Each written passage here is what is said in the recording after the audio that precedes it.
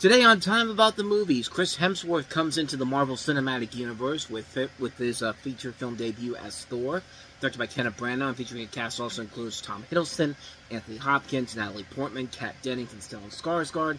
We also have two romantic comedies. One's really good, the other's a steaming pile of garbage. I think you could tell which one's the one I'm talking about, but we have Jumping the Broom and also Something Borrowed. And we have probably the most profound movie Mel Gibson has ever made. It's him talking with a beaver puppet in a film simply titled The Beaver, directed by Jodie Foster. So yeah, certainly a very interesting show we've got on our hands this time around. So stick around and stay tuned, because coming up next, it's Time About the Movies for May 6, 2011.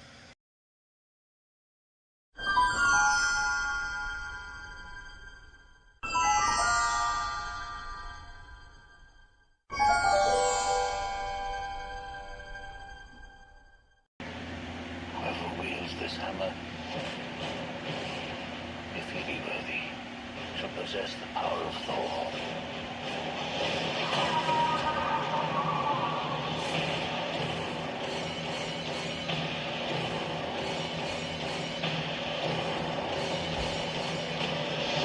Who are you? You'll see soon enough. God, I hope you're not crazy.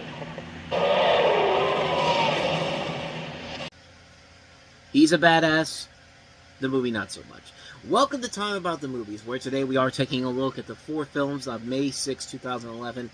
The technical start of the summer movie season, and not last week where Universal said, well, fuck you, we're going to release the next Fast and Furious movie ahead of you and take your ass out. And did end up doing a whole lot better than Thor did, which Thor didn't do bad business overall, but still, it's a movie that I would go as far as to say is not one of the MCU's better films in general, but in the story of Thor, you have Chris Hemsworth playing the title character, who's the son of Odin, played by Anthony Hopkins. He's banished from his home in Asgard to Earth by falling into the sky into the sky into a New Mexico town. And while on Earth, he comes across a team of scientists played by Natalie Portman, Kat Dennings, and Stellan Skarsgård, to try to figure out where he comes from. So, fish out of water story, basically E.T. except replace an alien with a mystical god god coming into our world, pretty much. Kind of like it's basically a better version of Masters of the Universe, if you want to go down that rabbit hole. But meanwhile, Thor's brother Loki, played by Tom Hiddleston, takes over for the Alien King and plans to work with the evil Frost Giants to take over Asgard. Yeah, this is a movie where it's nowhere near as good as what Marvel had done up to that point with the 2 Iron Man movies and Captain America. This is definitely the weakest of the first films of the MCU, maybe one of the weakest films of the MCU overall. At the same time, though, there are good things about it. Kenneth Branagh, I think, does a pretty good job bringing his directing abilities into this movie. Although I will say there are a lot of shots where the camera's, tilted. It'd be like watching my review like this. That's how a lot of the shots in this movie are like. And it just takes you back to bad memories of Battlefield Earth. Would this review be much more interesting if my face was like this the whole time? Or maybe I was looking this way? No. This would get pretty annoying quickly. See? Can you see how annoying this is going to get? Okay, I'm going to stop right now, but yeah, stuff like that is just when you're bringing in cinematography aspects from Battlefield Earth, of all things, yeah, of course my concerns are going to be on this, but other than that, though, there are stuff in here that does work. I like the fact that he does combine period and modern-day lifestyles into one film and makes it work together for the most part. The visuals overall are really good. I like the way that Asgard looks. The 3D overall was pretty good. And keep in mind, this is a post-production 3D film. And once again, I don't get to use my post-production 3D hell graphic.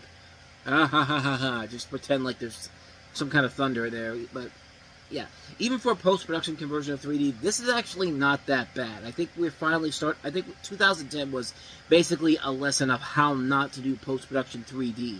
And everyone else just said, duly noted, we will not do that again, and we're not going to get a whole lot of those anymore, so I might have to retire that too. That gag of poor boat.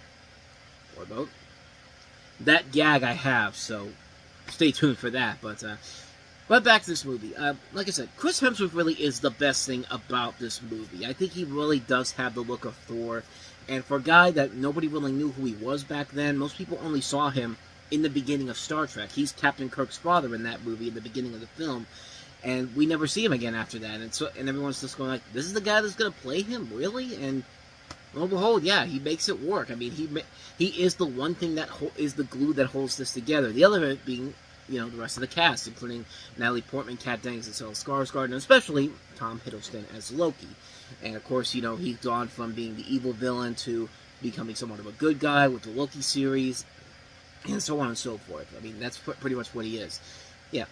The biggest problems with the movie, the cinematography, yes, and also the story moves way too slow. And the film has way too many slow points in between the action sequences that really get boring pretty quickly. It's not a film killer, but it needed to be put together better. I mean, this is a film that really is one of those things where it's just like, yeah, this is something where, like, you're taking this way too goddamn slow.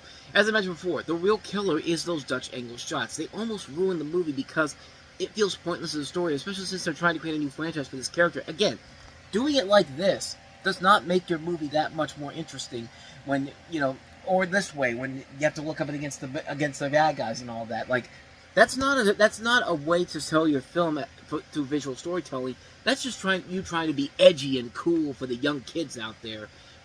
And it just doesn't work, so yeah. Like I said, this doesn't rank anywhere near as good as some of the other MCU movies. This is definitely one of those ones that, even after all these years, is still one of the weakest of the MCU movies. And I would say it is the worst one, but we haven't gotten to the second one yet. But trust me, the second one is much worse. The second one is definitely the worst of the two movies, but all in good time. We'll get to that in 2013. But as far as the first Thor goes, it's fine. The real thing you're taking away from it is that, hey, Chris Hemsworth's kind of a badass as Thor. Loki's kind of a fun villain as played by Tom Hiddleston. I just wish there was better story development and less of the Dutch angle shots. That's what we didn't need in this movie. So take that for what you will.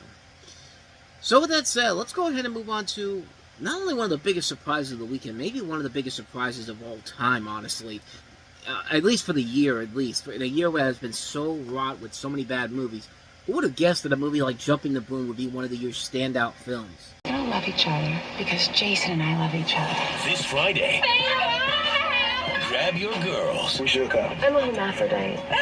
I don't care what your religion is. And get ready I'm the bride's cousin. Help me, Jesus. That boy is fine. for a weekend you'll never forget. It's Bernie. Oh, I know you ain't got your private parts out around all this good food, do you? Jumping the Broom. You know you're gonna get in some trouble. Shut up. Look at your shirt. Rated PG-13. Yeah, every once in a while you get that one little romantic comedy that kind of comes out of nowhere. No one's expecting it to be all that good. And then all of a sudden, it turns out to be a really damn good movie. And especially in a year that we've been in where we've had so many bad movies, one after another, and bad comedies too, especially some pretty bad romantic comedies. The Dilemma comes to mind. This one in particular was one of those ones where it's just like, pretty good. Really, really good. In fact, not just really good, surprisingly really good. I absolutely adored this movie. It really is a simple premise when you really look at it. The story is that you have two African-American families who live on opposite sides of the social circle and have to get together for marriage in the town of Chilmark on the island of Martha's Vineyard in Massachusetts. The Taylors are a downtown working-class family with matriarch Pam Taylor, played by Loretta Devine, who is very upset with his son Jason, played by Laz Alonso, announcing that he is getting married to Sabrina Watson, played by Paula Patton, at the last minute. Sabrina, who belongs to the Watsons, an uptown rich family led by Claudine Watson, played by Angela Bassett, are just as upset as Pam when her daughter Sabrina announces the marriage at the last minute. Both matriarchs are upset also because they barely know each other's family. And of course you can see what's going to happen. It's going to be another one of these, father of the bride or family wedding type of comedies where, the two families aren't going to get along at first and you think that they're never going to get along, period. And then just like at the end, it just all comes together. And this time around, you got the power of the Lord here. Or the power of T.D. Jakes, who uses the power of the Lord. And yeah, I said last time around this was based off a T.D. Jakes story. It's not based off a story, but he is one of the producers on the movie. So he is a big part of the film, and he even does have a cameo in here towards the end of the movie. So take that for what you will. But most romantic comedies these days kind of follow the same format. Like I said before, they can usually get away with it if they put some spins to it. And the story does work here. The relationship between the two leads, Alonso and Patton, is very believable. And Jumping the Broom gets 2 out of those 3 right, and it's fairly enjoyable about that. I thought these two had a lot of good chemistry together. Their performances overall are great. There was not one person in the cast I didn't like. I thought everybody did the best job they could. The only one I would say was probably maybe underused was Julie Bowen from Modern Family. And we've seen her do a lot of good stuff. This, Ed, Happy Gilmore. I thought she was very misused in the film. She wasn't really given a whole lot to do in this film. She was just kind of there to be, the stock white character that, the white people that go into this movie, are just like, I can relate to this character for just kind of being in the background. And I mean, that's really all she's there for, pretty much. What I did like about the movie is that it did put its twist on things you think would happen, but then another thing happens. It's very smart and doesn't push to the point that makes you hate it.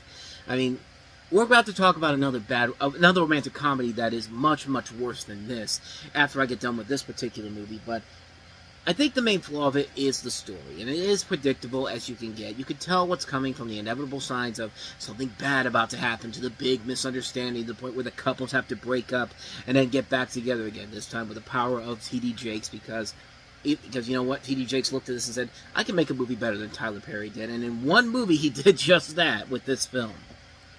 But other than the predictable story, it is a fairly enjoyable movie. I didn't like it as much as, say, Last Holiday or Just Right or even Ghost of Girlfriend's Past, but my nose is itching. I'm trying to do this, but the movie overall is a very entertaining movie. You get to see a great actress in Paula Patton getting a chance to shine in a leading role. She definitely does make it count, and yeah, I would have liked to see her make it as a movie star, and with her appearing in Mission Impossible 4 at the end of the year, where I'll tell you what, that's one of those, we'll get to that film later on, but, yeah, not only is she great in that movie, but, God, she looks incredibly sexy in that film. I'll touch more on that at the end of the year when we get to Mission Impossible Ghost Protocol, but I thought this was going to be the thing that was going to push her to superstardom. It sadly wasn't, but at the same time, it's still a really good movie. It's a film that works very well because of the great actors involved, because it does get those funny moments here and there. It's a good comedy. It's a really solid, well-made comedy. Now, let's go to the complete opposite end of the spectrum with a movie that is almost very similar to Jumping the Broom, except even worse. And that is, of course, Something Borrowed. This is me, Rachel.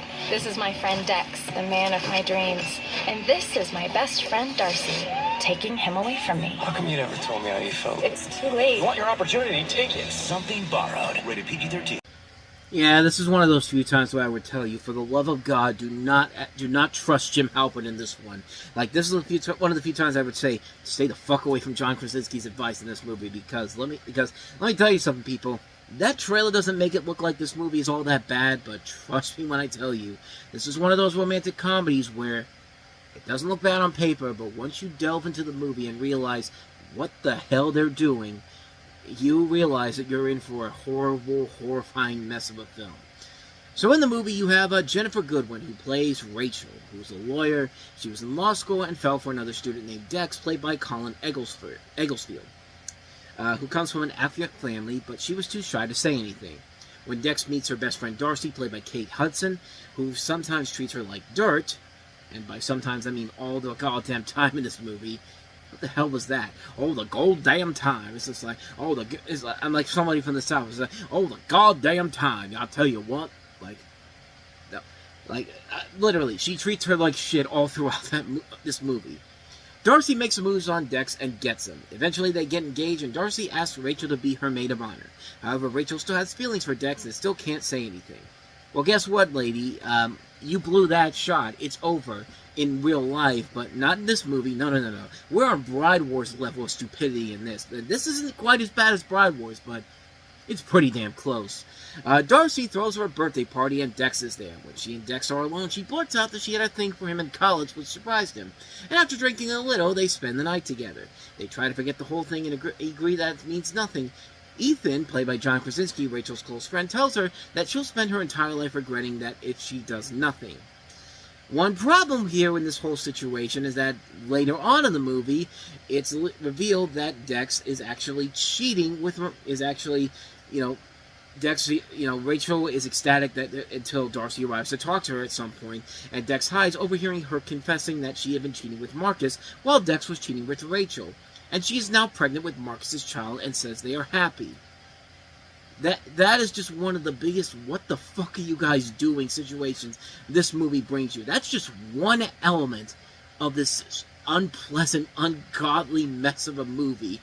And this isn't written by hacks either. The writer of this is Jenny Snyder-Urman, who would later give us Jane the Virgin, that great show on the CW with Gina Rodriguez. This is directed by Luke Greenfield. Luke Greenfield's a decent director. He did The Girl Next Door, which I really enjoyed. He also did The Animal, one of the very few decent Rob Schneider comedies. I wouldn't say great, but it's certainly a lot better than anything from Deuce Bigalow. And it's hard to believe that The Girl Next Door is actually his highlight, because I'm looking at his other movies, Let's Be Cops, Half Brothers. Yeah.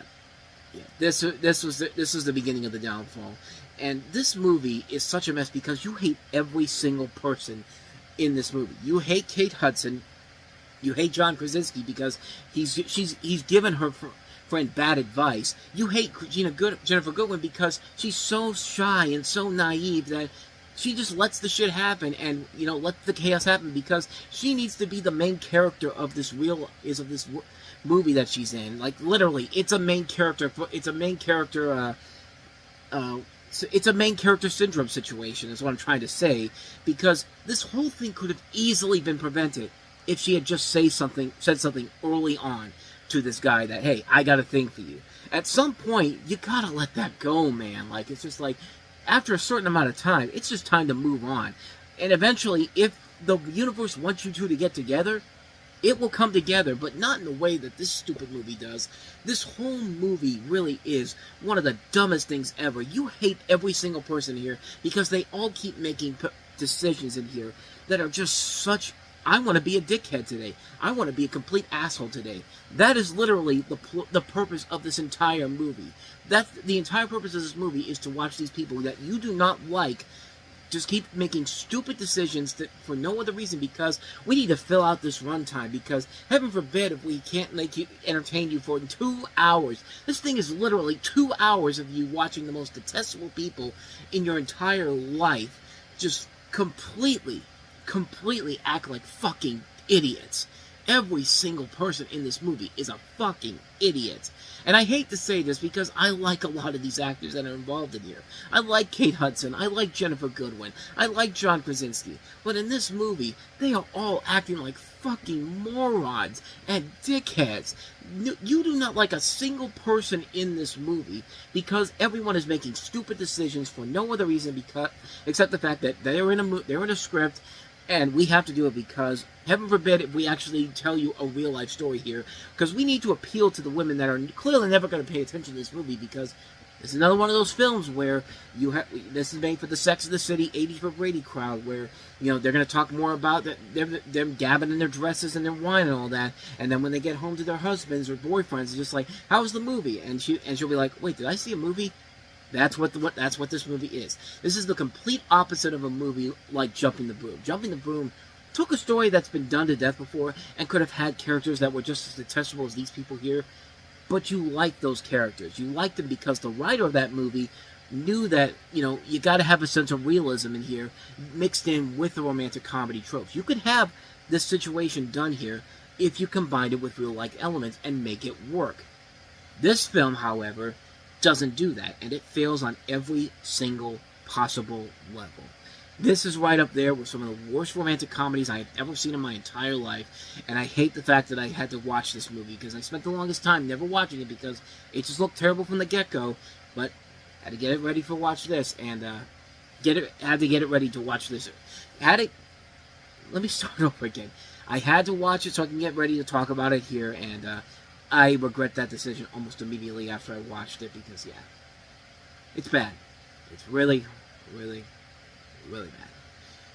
So, yeah, something borrowed. Why don't you go borrow an actual good script for once? Yeah. I've lost my train of thought here. Let's just go ahead and get to I'm tired, man. I mean, this is, as you can see, yeah, it's Steel City Con weekend, and, yeah. This is usually a strenuous time, a fun time overall, because, you get to make money off of selling stuff that you've had for a while now, but, like, yeah, situations like this weekend takes a lot out of you, so that's why I'm kind of a little bit, like, not as what do I want to say here?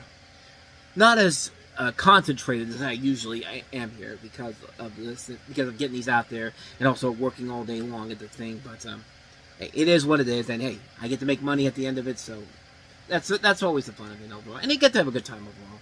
By the way, there will be the Still City Con video coming up later this weekend, so if you're wondering why there's no part 1 out there today, wait till Sunday for the whole thing. But anyway, enough about Steel City Con. Let's get to our last movie here, and it is probably the most profound movie of the entire weekend, and you would not expect it with a movie starring Mel Gibson as a man who's having a divorced man who's having an existential crisis, and his only way to help him is through a beaver puppet. Is Dad gone? He's not gone, honey. We just agreed that it's better if we don't live together anymore. I'm glad you kicked her out. What a loser. This is the story of Walter Black, a hopelessly depressed individual. The successful and loving family man he used to be has gone missing. And no matter what he's tried, Walter can't seem to bring him back. What's that? It's a brain. Mom says yours got broken. So you can see that Walter is a man who's lost all hope. But he's about to find his voice. Bloody hell. Look at you. I'm sick. Do you want to get better? Who are you? I'm the Beaver, Walter. And I'm here to save your dead life. That right there is actually some of the most deep, profound dialogue that you will ever find in a movie that stars Mel Gibson, with him talking with a beaver puppet. I mean, this is a movie that is so bizarre. But you know what? Sometimes the most bizarre things ever can turn out some of the most enjoyable movies I've seen in a while. And The Beaver is definitely one of those movies that is a film that is so bizarre, so insane, and yet it's a friggin' masterpiece, honestly. It's the first time Mel Gibson and Jodie Foster have worked together on a film since Maverick, which was a great movie back in the 90s. And Mel Gibson stars as Walter Black, a depressed executive who hits rock bottom when his wife Jodie Foster kicks him out of the house. At his lowest point, he begins to use the beaver hand puppet to communicate with people and overcome his issues. And, this is a movie that also features some rising stars like Anton Yelchin and Jennifer Lawrence, who plays the love interest to Anton Yelchin's character. You also have Cherry Jones from 24. And, hey, you thought Mel Gibson was the most toxic person in here? Matt Lauer is also playing himself in this movie. So, yeah, we're covering all the boards in this particular film. I mean, this is a movie that is so weird and so bizarre, and yet it is actually one of the most engaging movies I've ever seen, and it really works because Mel Gibson gives it his all in this movie. This is probably one of my favorite Mel Gibson performances, if not my favorite one, because it's a more restrained performance by Gibson. It's not him yelling out insanity overall. It's not him doing the typical action hero tropes. It's him playing a straightforward character, and it works very well to him. And you buy into his relationship with this beaver puppet and the fact that it is helping him get through this terrible situation that he's dealing with.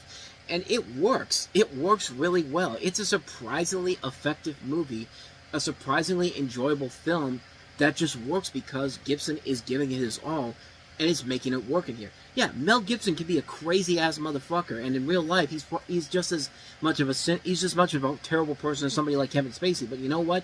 Just like Kevin Spacey, his film roles do the talking for him in terms of what this guy's purpose on Earth was. The guy is a great actor, and just like Kevin Spacey, Mel Gibson can be a pretty great actor, and you can see it in this movie. This is probably more daring than something like a Braveheart. Like, I would say that this is more daring than something like Braveheart, or something like these movies where he put a lot of effort into it, not just with the direction, but also the starring in it. And something like this is probably more daring than something like Passion of the Christ or Apocalypto, because this is just so out of his norm. And I'm putting all the praise on him, but Jodie Foster too. You don't really think about Jodie Foster as this great director, but she's made a lot of really good movies, films that were actually pretty solid. Her worst film as a director was Little Man Tate, and even then, it wasn't a bad movie just because it was a bad film. It was just a bad film because it's just clearly Oscar bait. But then she follows it up with Home for the Holidays, which is a surprisingly really good film that is one of the best Thanksgiving movies you'll ever see. And then her next movie with Julia Roberts and George Clooney, Money Monster. is friggin' amazing. Like, Jodie Foster has been a really good director that doesn't get the attention as a director because everyone thinks of her as this great actress, which she is, and again, she gives a great performance in here. Anton Yelchin and Jennifer Lawrence are great in this movie. You can see why these two work off each other so well, and you know, Anton Yelchin, once again, in his sadly brief career, showed that he had a lot of potential to become this next great actor had he not passed away in 2016 like he did. But, I mean, this movie doesn't get the attention I think it deserves, but it's really a great movie. It is definitely a film that was one of those films that kind of came up, it came and went. You know, it was largely forgotten because of the stuff behind the scenes with Gibson, but it's a film that is something that I think needs to be seen. If you want to see Mel Gibson at his absolute best, this is definitely the movie to check out. This is a film that is so damn good. It's so well done. It's just an amazing film. Seek this one out if you can find it. The Beaver, I can't recommend this enough. Terrific, terrific film. I really enjoy the hell out of it. Definitely check it out, The Beaver.